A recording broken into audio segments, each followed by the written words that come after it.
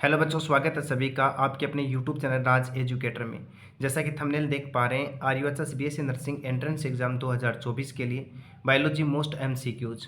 और आज की इस बेहतरीन ऑनलाइन क्लास में 12th एनसीईआरटी का एक और चैप्टर जिसके ऊपर हम डिस्कस करने वाले हैं, जैव प्रौद्योगिकी सिद्धांत एवं प्रक्रम, बायोटेक्नोलॉजी प्रिंसिपल एंड प्रोसेस। यह बहुत ही महत्वपूर्ण टॉपिक है एग्जाम की दृष्टि से। यहाँ से 3 से 4 क्वेश्चन पुट किए जाएंगे।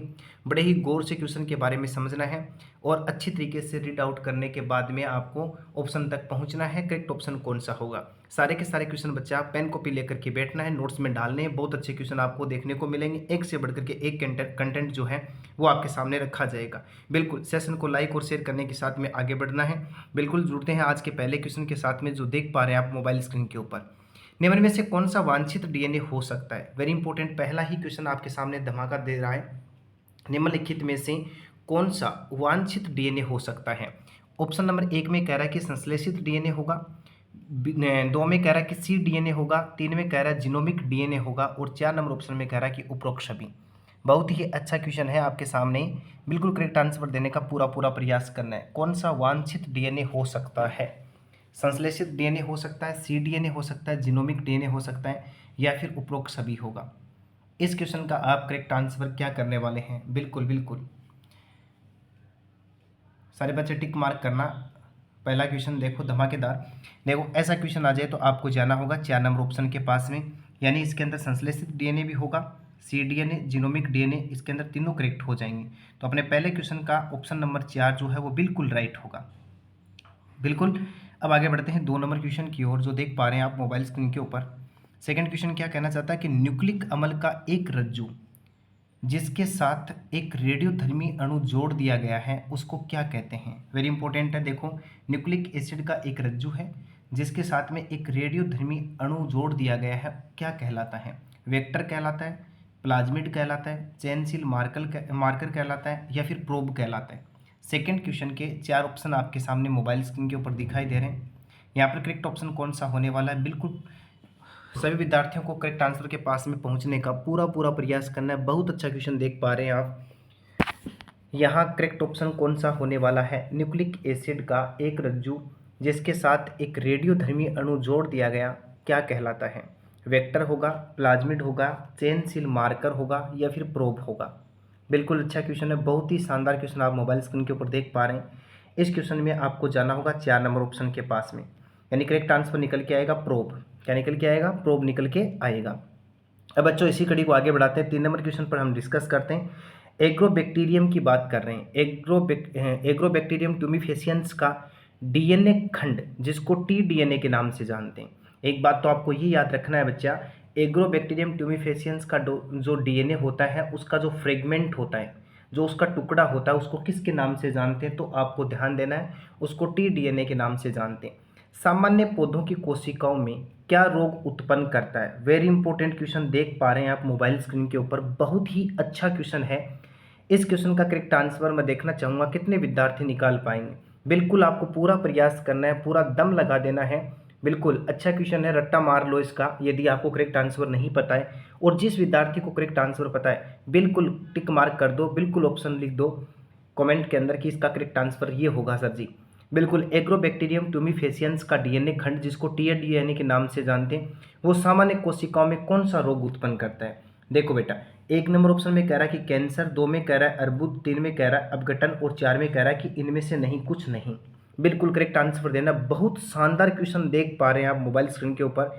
ये बात अब ये बताने की आवश्यकता नहीं कि अपना कंटेंट किस प्रकार का है। बिल्कुल नो डाउट 100% एग्जाम की दृष्टि से बहुत ही महत्वपूर्ण जो क्वेश्चन होते हैं वो ही मोबाइल स्क्रीन के ऊपर आपको देखने को मिलते हैं। यहाँ पर आपको जाना होगा 2 नंबर ऑप्शन के पास में, यानी सामान्य कोशिकाओं के अंदर क्या उत्पन्न कर देते हैं? गांठ उत्पन्न कर देते हैं, अर्बुद उत्पन्न कर देते हैं।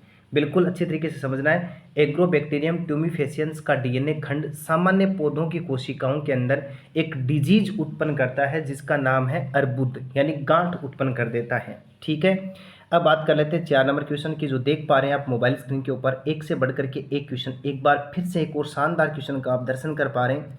रेट्रोवायरस जिसको पश्च विषाणु के नाम से जानते हैं, रोग उत्पन्न करता है। देखो, रेट्रोवायरस रोग उत्पन्न करता है। सामान्य जंतु कोशिकाओं में कौन सा रोग उत्पन्न करेगा? बिल्कुल ठीक ऊपर वाला जो क्वेश्चन था उसकी ही के समान ये क्वेश्चन है। ऊपर वाले क्वेश्चन में हमने डिस्कस किया था कि एग्रोबैक्टीरियम टुमिफेसियंस का डीएनए खंड जो गांठ उत्पन्न करता है, ठीक उसी प्रकार से वो पादप की सामान्य कोशिकाओं में करता है, ये जंतु की सामान्य कोशिका में रोग उत्पन्न करता है, जिसको कहते हैं कैंसर, विघटन, अर्बुद, कुछ नहीं। यहाँ पर भी आपको 4 ऑप्शन दिखाई दे रहे हैं। बिल्कुल करेक्ट आंसर के पास में पहुँचने का पूरा पूरा प्रयास करना। बहुत ही शानदार क्वेश्चन यहाँ पर आप देख पा रहे हैं, अच्छा क्वेश्चन है। ऐसा क्वेश्चन आ जाए तो आपको जाना होगा 1 नंबर ऑप्शन के पास में। दोनों की कहानी सेम ही है। देखो वो गांठ अर्बुद उत्पन्न करता है, वो भी एक प्रकार का कैंसर है। पेड़ पौधों के अंदर जो कोशिकाएं मोटी मोटी सेल्स आपने देखी होगी इकट्ठा जमा हो जाती हैं और गांठ बनाती हैं, और जंतु कोशिकाओं में उसको हम किसके नाम से जान देंगे भाई? कैंसर के नाम से जानते हैं जी। बात करेंगे 5 नंबर क्वेश्चन की, जो मोबाइल स्क्रीन के ऊपर आप देख पा रहे हैं। PBR 322 वाहक में किसके प्रति प्रतिरोधक जीन होती है? वेरी इंपॉर्टेंट है। PBR 322 एक वेक्टर है, एक वाहक है, उसमें किसके प्रति प्रतिरोधक जीन होती है?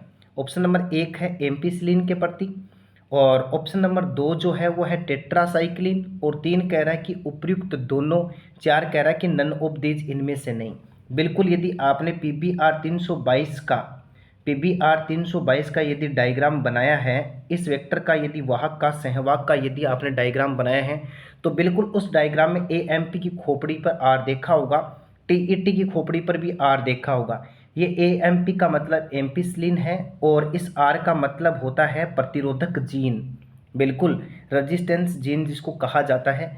यानी तो इसके लिए बात कर रहे हैं हम। तो बच्चों याद रखना, आपको इस क्वेश्चन के अंदर किस ऑप्शन के पास में जाना होगा। तो PBR 322 जो है उसके अंदर यानी एम्पिसिलिन और टेट्रासाइक्लिन दोनों के प्रति क्या पाई जाती है? प्रतिरोधक जीन पाई जाती है। तो यहाँ पर 1 नंबर भी सही है, 2 नंबर भी सही है, तो यहाँ पर हमें जानना होगा उपयुक्त दोनों, यानी 3 नंबर ऑप्शन यहाँ पर निकल के आएगा जो बिल्कुल राइट होगा।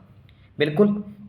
अब देखो बात कर रहे हैं 6 नंबर क्वेश्चन की, जो आप मोबाइल स्क्रीन के ऊपर देख पा रहे हैं। प्रतिबंधन एंडोन्यूक्लियस द्वारा डीएनए के कटे खंडों को किस टेक्निक के द्वारा अलग करते हैं? Very important. एक और धमाका आपके सामने मोबाइल स्क्रीन के ऊपर है। डियर स्टूडेंट प्लीज़ ट्राई करना है इसका भी करेक्ट आंसर देने का। बिल्कुल जिन जिन विद्यार्थियों का गलत हो रहा है फिर वो डिलीट कर देते हैं मैसेज को, डिलीट नहीं करना, पड़े रहने दीजिएगा। बिल्कुल देखो, एक गलती आपको सही की ओर अग्रसर करती है, बढ़ाती है। यदि व्यक्ति काम नहीं करेगा तो गलती नहीं होगी, गलती नहीं होगी तो मोटिवेशन नहीं मिलेगा, वो सही की ओर नहीं बढ़ेगा। गलती कीजिएगा, गलती होने दीजिएगा। बिल्कुल गलतियों से ही आप सीखेंगे, काटना नहीं है, पड़ा रहने दो। अगले क्वेश्चन के बारे में सोचो, अगले क्वेश्चन के बारे में सोचो कि यहाँ हम 100% देंगे, और आपके दिमाग में ये आता कि हमारे करेक्ट आंसर आता नहीं है, बार बार हम कमेंट करते हैं नीचे गलत जाता है, तो क्या सोचते होंगे? नहीं, कुछ नहीं सोचना, बिल्कुल सोचना कुछ नहीं है। हम सीख रहे हैं, हम सीख रहे हैं तो गलत होंगे, कोई दिक्कत नहीं, होने दो, और कमेंट लगातार करते रहिएगा। प्रतिबंधन एंडोन्यूक्लियस एंजाइम द्वारा डीएनए के कटे खंडों को किस टेक्निक के द्वारा अलग करते हैं? वेरी इंपॉर्टेंट है। एक और धमाका, सारे के सारे धमाका है, पूरे के पूरे अटड़ बम की तरह काम करने वाले क्वेश्चन है, बड़ा धमाका कर सकते हैं। तो देखो यहाँ पर ऑप्शन नंबर 1 दे रखा है मेरे लाडले, बायोरिएक्टर दे रखा है, इलेक्ट्रोफोरेसिस दे रखा है, बायोलिस्टिक दे रखा है, माइक्रो इंजेक्शन दे रखा है। ये बायोलिस्टिक जो है ना, इसको आप यूं जीन गन भी पढ़ सकते हैं मेरे लाडले। अब मैं 6 नंबर क्वेश्चन में किस ऑप्शन के पास में जाऊं? Do again repeat this question. प्रतिबंधन एंडोन्यूक्लियस द्वारा डीएनए के कटे खंडों को किस टेक्निक के द्वारा हम अलग करते हैं? बताइएगा कौन से टेक्निक को काम में लेंगे। देखो यहाँ पर आपको लेना होगा, किस ऑप्शन के पास में जाना होगा? 2 नंबर ऑप्शन के पास में जाना होगा। किसके पास में जाना होगा? 2 नंबर ऑप्शन के पास में जाना होगा, यानी इलेक्ट्रोफोरेसिस विधि को काम में लेते हैं। और इस विधि में क्या होता है, जो डीएनए के खंड होते हैं वो अलग अलग हो जाते हैं, बाहरी टुकड़े अलग हो जाते हैं, हल्के टुकड़े अलग हो जाते हैं। तो बिल्कुल यानी जेल इलेक्ट्रोफोरेसिस है, पूरा बोलूँ तो मैं इलेक्ट्रोफोरेसिस टेक्निक को काम में लेते हैं। चलो आगे बढ़ते हैं। अब बात करेंगे 7 नंबर क्वेश्चन की, जो देख पा रहे हैं मोबाइल स्क्रीन के ऊपर। वह विधि जिसके द्वारा पुनर्युगज डीएनए, पुनर्युगज डीएनए का नाम आते ही आपके दिमाग में आ जाना चाहिए, रिकॉम्बिनेंट डीएनए की बात कर रहा है अगला, जिसको आप शॉर्ट में लिखेंगे rDNA, को सिद्ध जंतु कोशिका के केंद्र के अंदर अंतःक्षेपित कर रहे हैं, इम्प्लांट कर रहे हैं। तो वह विधि कौन सी है, किसको काम मिलेंगे। वेरी इंपॉर्टेंट क्वेश्चन है। मैं कहता हूं कि एक और धमाका 5 स्टार वाला। मेरे इस क्वेश्चन का रेटिंग नहीं गिरना चाहिए, क्योंकि एग्जाम की दृष्टि से तो ये बहुत ही महत्वपूर्ण रामबाण साबित होने वाला क्वेश्चन मैं देखे जा रहा हूँ। वह विधि, वह टेक्निक जिसके द्वारा R D N A sorry पुनर्योगज डीएनए को सीधे ही जंतु कोशिका के केंद्रक के अंदर भेजना है मुझे, तो मैं किस टेक्निक को काम में लूँगा। जीन गन को काम में लूँ, बायोलिस्टिक को काम में लूँ, माइक्रो इंजेक्शन को काम में लूँ, मैं बायोरिएक्टर को काम में लूँ। 4 ऑप्शन आपके सामने मोबाइल स्क्रीन के ऊपर है। जो अच्छा दिख रहा है उसके पास में आपको जाना है और पूरा पूरा प्रयास करना है। अच्छा क्वेश्चन देख पा रहे हैं, जंतु कोशिका के केंद्र में अंतःक्षेपित करना है, बिल्कुल।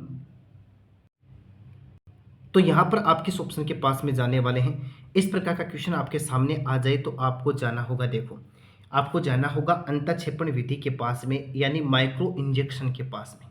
किसके पास में जाना पड़ेगा, माइक्रो इंजेक्शन के पास में। माइक्रो इंजेक्शन को आप लिख सकते हो सूक्ष्म, क्या लिख सकते हो, सूक्ष्म अंतःक्षेपण भी लिख सकते हो, बिल्कुल सूक्ष्म अंतःक्षेपण विधि के नाम से इसको जाना जाता है। तो डेफिनेटली यहाँ पर अपना मेरे लाडले 3 नंबर ऑप्शन करेक्ट हो जाएगा। अब बात करते हैं नेक्स्ट क्वेश्चन की, जो देख पा रहे हैं आप मोबाइल स्क्रीन के ऊपर। प्लाज्मिड जिसके वांछित डीएनए खंड, जिसमें डीएनए खंड जुड़ा रहता है, उसे किसके नाम से जानते हैं। एक और धमाका देख पा रहे हैं आप। अच्छा क्वेश्चन, एक और शानदार क्वेश्चन का दर्शन कर पा रहे हैं। एक ऐसा प्लाज्मिड है जिसमें वांछित डीएनए का टुकड़ा जुड़ा हुआ है, एक ऐसा प्लाज्मिड है जिसमें वांछित डीएनए का टुकड़ा जुड़ा हुआ है, उसको किसके नाम से जानते हैं। विजातीय डीएनए के नाम से जानेंगे, उसे काइमेरिक डीएनए के नाम से जानते हैं, उसे सेलेरा या विदलनीय प्लाज्मिड के नाम से जानते हैं। काइमेरिक प्लाज्मिड, विजातीय प्लाज्मिड, सेलेरा प्लाज्मिड या फिर विदलनीय प्लाज्मिड। वेरी इंपॉर्टेंट है, अच्छा क्वेश्चन है, देख पा रहे हैं आप मोबाइल स्क्रीन के ऊपर। बायोटेक के सारे क्वेश्चन जो है वो नोट्स में डालने हैं बच्चा, क्योंकि बायोटेक के ऑल कम्पिटिटिव एग्जाम की दृष्टि से इंपॉर्टेंट है। बायोटेक के 12th एनसीईआरटी के अंदर 2 चैप्टर दिए हुए हैं और वहाँ से क्वेश्चनों का जो रेशियो होगा एग्जाम की तुलना में वो रेशियो ज़्यादा होगा। तो बच्चा सारे के सारे क्वेश्चन आपको नोट्स में डालने, बिल्कुल इस प्रकार का क्वेश्चन आए तो मेरे लाडले आपको जाना होगा 2 नंबर ऑप्शन के पास में, जिसको काइमेरिक प्लाज्मिड के नाम से जानते, करेक्ट हो जाएगा 8 नंबर क्वेश्चन का अपना 2 नंबर ऑप्शन। अब बच्चों बात करेंगे 9 नंबर की, जो देख पा रहे हैं आप मोबाइल स्क्रीन के ऊपर। कौन से एंजाइम डीएनए को खंडित करते हैं, कौन से एंजाइम डीएनए को खंडित करते हैं। बिल्कुल देखो यहाँ जिस प्रकार से मैं बात कर लेता हूँ आपको एक डायग्राम के माध्यम से, ये आपके सामने एक डीएनए का टुकड़ा है। इस डीएनए के टुकड़े के छोटे छोटे टुकड़े हमें करने होंगे और हमें एक विशेष प्रकार का एंजाइम काम में लेंगे। ऑप्शन नंबर 1 में कह रहा है कि लाइगेज होगा, टाइप सेकंड रेस्टिकेशन एंडोन्यूक्लियेज एंजाइम होगा, पॉलीमरेज एंजाइम होगा। 4 नंबर ऑप्शन में मेरे लाडले कह रहा है कि उपरोक्त सभी होगा, यानी 1 number option, 2 number option, 3 number option बिल्कुल राइट है। आप क्या कहना चाहते हैं, 9 नंबर क्वेश्चन का करेक्ट आंसर क्या होगा। क्या मैं मान लूँ 4 नंबर ऑप्शन, मैं लॉक कर दूँ उपरोक्त सभी को। बिल्कुल देखो बच्चों याद रखना, डीएनए के टुकड़े को हम रेस्टिकेशन एंडोन्यूक्लियेज एंजाइम की सहायता से छोटे छोटे भागों में या टुकड़ों में काट लेंगे। बिल्कुल आपको ध्यान देना है किसकी, यानी रेस्टिकेशन एंडोन्यूक्लियस की सहायता से हम छोटे छोटे भागों में इसको छोटे छोटे टुकड़ों में काट लेंगे। तो टाइप सेकंड जो है यहाँ पर रेस्टिकेशन एंडोन्यूक्लियस एंजाइम, बच्चों इसको आणविक कैंची के नाम से जानते हैं। किसके नाम से जानते हैं, आणविक कैंची के नाम से जानते हैं। मोस्टली ये 2 प्रकार का होता है, एक्सोन्यूक्लियस, एंडोन्यूक्लियस। एक्सो क्या काम करता है, एक्सो का मतलब ही क्या है, डीएनए खंड के बाहरी किनारों पर कट लगाएगा, काट लगाएगा, और एंडो जो होता है वो बीच में कट लगाने का, मध्य में कट लगाने का काम करता है। बात कर लेते हैं 10 नंबर की। निम्नलिखित में से कौन सा अनुप्रवाह प्रक्रमण का एक अवयव नहीं है। वेरी इंपॉर्टेंट है, चैप्टर का लास्ट वाला टॉपिक है, उसके अंदर से ये क्वेश्चन मैंने पुट किया है। देखो परिरक्षण, अभिव्यक्ति, पृथक्करण, शुद्धिकरण, अनुप्रवाह प्रक्रमण यूज किया जाता है। देखो बच्चों इसके अंदर क्या होता है, पूरी कहानी पढ़ते हैं हम। देखो इसकी यदि अगर बात करूँ मैं, परिरक्षण को भी काम में लेते हैं, इसके अंदर अभिव्यक्ति का कोई रोल नहीं है, पृथक्करण को भी काम में लेते हैं, जो टुकड़े प्राप्त किए जाते हैं उनका शुद्धिकरण भी किया जाता है। तो यहाँ पर मेरे सामने करेक्ट आंसर निकल के आया 2 नंबर ऑप्शन, कि इसमें किसको काम में नहीं लेते हैं, अभिव्यक्ति को काम में नहीं लेते हैं। अब इसी कड़ी में 11 नंबर की बात कर रहे हैं, जो एक और शानदार क्वेश्चन देख पा रहे हैं। निम्नलिखित में से कौन सा एक प्लाज्मिड का अभिलक्षण नहीं है। भाई किसकी बात कर रहा है, प्लाज्मिड की बात कर रहे हैं। स्थानांतरण योग्य है प्लाज्मिड, कहना चाहता है अगला। एकल रज्जुकीय, स्वतंत्र प्रतिकृतियन और वर्तीय संरचना। बिल्कुल इन चार में से कोई एक ऐसा है जो प्लाज्मिड का अभिलक्षण नहीं है, वो आपको ढूंढना है। आप किस ऑप्शन के पास में जाने वाले हैं, बिल्कुल आपको ध्यान देना है और ध्यान से पढ़ना है। पहले तो प्लाज्मिड के बारे में आपको जानना होगा, प्लाज्मिड क्या होता है। किसी बैक्टीरिया कोशिका के अंदर, जीवाणु कोशिका के अंदर उसके स्वयं के डीएनए के अलावा एक अतिरिक्त डीएनए पाया जाता है, जिसको किसके नाम से जानते हैं, प्लाज्मिड के नाम से जानते हैं। जैसे देखो ये खुद का डीएनए है, इसके अलावा एक वर्ताकार, है ना, एक वर्ताकार द्विकुंडलित डीएनए पाया जाता है। अच्छा जी, मैंने उत्तर भी बोल दिया। अच्छे बच्चे यदि कोई भी यहाँ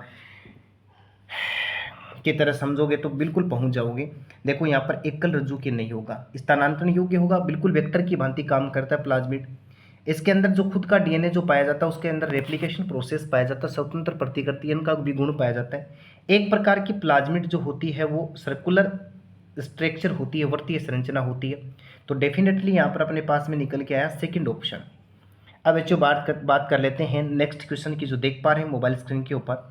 निम्नलिखित में से कौन सा एक प्रतिबंधन एंडोन्यूक्लियस है।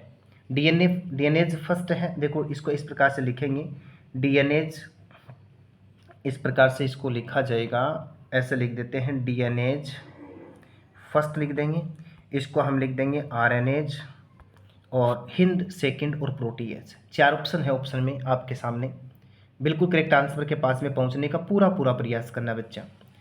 निम्नलिखित में से कौन सा एक प्रतिबंधन एंजाइम है। देखो बच्चों ध्यान देना, अच्छा क्वेश्चन बता के जा रहा हूँ। यहाँ आपको जाना होगा 3 नंबर ऑप्शन के पास में। किसके पास में जाना होगा, 3 नंबर ऑप्शन के पास में जाना होगा। हिंद या हिंद सेकंड जो होता है वो एक रेस्ट्रिकेशन एंडोन्यूक्लियस एंजाइम है।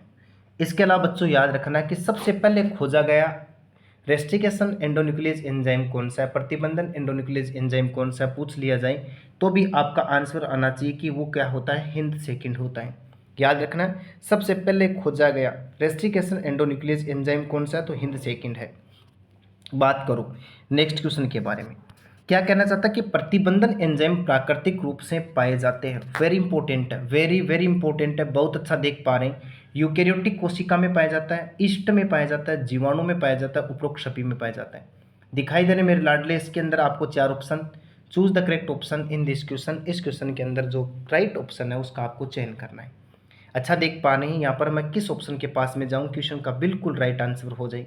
प्रतिबंधन एंजाइम प्राकृतिक रूप से पाए जाते हैं, प्रोकैरियोटिक में, यूकैरियोटिक में, ईस्ट में, जीवाणु में, किस में पाए जाएंगे। देखो बात करते हैं, सबसे ज़्यादा जो पाए जाते हैं वो जीवाणु कोशिका के अंदर पाए जाते हैं। और एरिसिया कोलाई जीवाणु को तो परपोसी के रूप में, वेक्टर के रूप में, रेस्ट्रिकेशन एंडोन्यूक्लियस एंजाइम निकालने के रूप में बहुत ज़्यादा बायोटेक में यूज किया गया है। तो यहाँ पर आपको ध्यान देना है 13 नंबर का 3 नंबर ऑप्शन बिल्कुल राइट होगा। अब बात करते हैं 14 की, वे एंजाइम जो डीएनए को विशिष्ट पहचान स्थल पर काटते हैं। देखो बहुत अच्छा है क्वेश्चन, जिसको देखो आपको ध्यान देना है, यानी यहाँ पर क्या दिया हुआ है कि वे एंजाइम जो डीएनए को विशिष्ट पहचान स्थल पर काटते हैं। लाइगेज होगा, एक्सोन्यूक्लियेज होगा, एंडोन्यूक्लियेज होगा, डीएनए पॉलीमरेज होगा। 4 ऑप्शन है आपके सामने, बिल्कुल बिल्कुल बिल्कुल, जिसको पेलिंड्रोम कहते हैं, पेलिंड्रोम के ऊपर काटने का काम करता है, पेलिंड्रोम के ऊपर काटने का काम करता है। तो यहाँ यदि ऐसा क्वेश्चन आ जाए ना तो आपको जाना होगा 3 नंबर ऑप्शन के पास में। एंडोन्यूक्लियस एंजाइम होता है वो जो डीएनए के किसी विशिष्ट पहचान स्थल पर या लोकस पर काटने का काम करता है। अब नेक्स्ट क्वेश्चन की बात करो, देखो क्या कहना चाहता है कि उच्च श्रेणी के पादपों यानी आवर्तबीजी पादपों की बात कर रहे हैं में जीन क्लोनिंग है तो कौन सा जीवाणु अधिक उपयोगी है। वेरी इंपॉर्टेंट है भाई, क्या कहना चाहता है कि उच्च श्रेणी के पादपों की यदि बात करें और जीन क्लोनिंग की बात करें तो किस बैक्टीरिया को काम में लेंगे, ई कोलाई को, राइजोबियम को, एग्रोबैक्टीरियम को, स्यूडोमोनास को। 15 नंबर क्वेश्चन बिल्कुल रामबाण साबित होने वाला है, अच्छा क्वेश्चन देख पा रहे हैं। इस क्वेश्चन का करेक्ट आंसर आप निकाल पाएंगे तो आपके पास में 3 नंबर ऑप्शन बिल्कुल राइट हो जाएगा। एग्रोबैक्टीरियम जो जीवाणु होता है उसको उच्च श्रेणी के पादप जो होते हैं उसमें जीन क्लोनिंग के लिए यूज किया जाता है। नेक्स्ट 16 नंबर, जीन में हेरफेर से क्या तात्पर्य है। बिल्कुल देखो अच्छा है, देखो यहाँ पर क्या होगा, अनुवांशिक पदार्थ को जोड़ना, अनुवांशिक पदार्थ को हटाना, अनुवांशिक पदार्थ को ठीक करना। तो बच्चा यहाँ पर बिल्कुल अपने पास में 4 नंबर ऑप्शन निकल के आएगा जो राइट होगा। इसी कड़ी में बात करो 17 नंबर की, वांछित डीएनए को परपोषिक कोशिका में पहुंचाने वाला अणु कौन सा है। वेरी इंपॉर्टेंट, वांछित डीएनए को परपोषिक कोशिका में लेकर जाना आपको, तो आप किसको काम में लेंगे, वाहक को काम में लेंगे, प्रपोषी को काम में लेंगे, परजीवी को काम में लेंगे, एंजाइम को काम में लेंगे। यहाँ दीजिए आप करेक्ट आंसर। बिल्कुल बहुत ही शानदार क्वेश्चन देख पा रहे हैं, किसको काम में लेंगे। सर जी बहुत हल्का फुल्का क्वेश्चन है, हम तो कर लेंगे इसको। यानी हम जानते हैं कि वो कौन होता है, वेक्टर होता है, वो कौन होता है, वाहक होता है, वो कौन होता है, प्लाज्मिड होता है, वो कौन होता है, फोजमिड होता है, वो कौन होता है, कोजमिड होता है। ये सारे के सारे वेक्टर होते हैं जो वांछित डीएनए को क्या करते हैं, प्रपोषी कोशिका होस्ट सेल में ले जाने का काम करते हैं। वेरी इंपॉर्टेंट है। तो 17 नंबर का अपना करेक्ट आंसर निकल के आया 1 नंबर ऑप्शन। अब बच्चों बात करो 18 की, पहला पुनर्योगज डीएनए बनाया गया। बहुत इंपॉर्टेंट है, बहुत ही शानदार एग्जाम की दृष्टि से। पहला पुनर्योगज डीएनए किसने बनाया था, कोहेन व बोयर ने बनाया था, स्मिथ व नाथांस ने बनाया था, फ्लोरेज चेन ने बनाया था, हरगोविंद खुराना ने बनाया था। इसका दीजिए करेक्ट आंसर। बहुत अच्छा देख पा रहे हैं, बहुत ही शानदार क्वेश्चन है। मैं कहता हूँ एग्जाम में छप जाएगा हूबहू, अच्छी तरीके से नोट्स में डालना है। पहला पुनर्योगज डीएनए आरडीएनए किसने बनाया था, तो बच्चा लाडले मेरे याद रखना, कोहेन व बोयर नामक वैज्ञानिक ने बनाया था। तो 1 नंबर ऑप्शन निकल के आया जो राइट है, रामबाण साबित होने वाला क्वेश्चन देखा आपने। बात करो 19 की, निम्न में से कौन सा जेनेटिक इंजीनियरिंग में प्रयुक्त होता है। वेरी इंपॉर्टेंट है। RDNA DNA sorry RNA polymerase, DNA polymerase, restriction endonuclease nuclease. यहाँ आप किस ऑप्शन के पास में जाने वाले हैं जो जेनेटिक इंजीनियरिंग में काम लिया जाएगा। अच्छा है, बहुत अच्छा है। देखो रेस्टिकेशन एंडोन्यूक्लियस एंजाइम, ठीक है। तो अपने पास में 19 का 3 नंबर ऑप्शन करेक्ट होगा। बात करो 20 की, जेनेटिक इंजीनियरिंग में प्लाज्मिड का प्रयोग होता है क्योंकि यह देखो क्योंकि वह आसानी से उपलब्ध है, इनका स्वतः प्रतिकृतिकरण होता है, इनका स्वतः प्रतिकृतिकरण होता है, पोषक के क्रोमोसोम से जुड़ सकते हैं, निष्क्रिय होते हैं। 4 ऑप्शन है मेरे लाडले। इतना धमाकेदार क्वेश्चन देख पा रहे हो 20 नंबर। मैं कहता हूँ एग्जाम की दृष्टि से ऐसे क्वेश्चन कई बार एग्जाम में पुट किए गए, अच्छे से रीड आउट करना है, करेक्ट आंसर के पास में पहुंचना है। देखो इससे के अंदर एक विशेषता होती है, इनका खुद का रेप्लिकेशन पाया जाता है, सेल्फ रेप्लिकेशन होता है, डुप्लीकेशन होता है, डीएनए फोटोकॉपी बनाता रहता है, तैयार करता रहता है। तो यहाँ पर अपने पास में 20 नंबर क्वेश्चन का 2 नंबर ऑप्शन करेक्ट होगा। इस प्रकार से बायोटेक्नोलॉजी सिद्धांत एवं प्रक्रम प्रिंसिपल एंड प्रोसेस बायोटेक्नोलॉजी के अंदर हमने आज की इस बेहतरीन ऑनलाइन क्लास में पार्ट फर्स्ट पर डिस्कस किया, जिसमें आपको टॉप 20 एमसीक्यूज देखने को मिले। इसी कड़ी में हम पार्ट सेकंड पढ़ेंगे, जिसमें और शानदार क्वेश्चन आपको दिखाई देंगे। लगातार जुड़ करके चैनल के साथ में चैनल का विजिट करते हुए आप अपनी प्रिपरेशन को धार दे सकते हैं, अपनी प्रिपरेशन को बहुत बढ़िया कर सकते हैं और एग्जाम में बिल्कुल आप 100% बिल्कुल अपना 100% बिना चिंता के साथ में क्लियर करते हुए आगे बढ़ सकते हैं। मिलेंगे ऐसे ही बेहतरीन क्वेश्चनों के साथ में फिर ऑनलाइन क्लास के साथ में, तब तक के लिए धन्यवाद।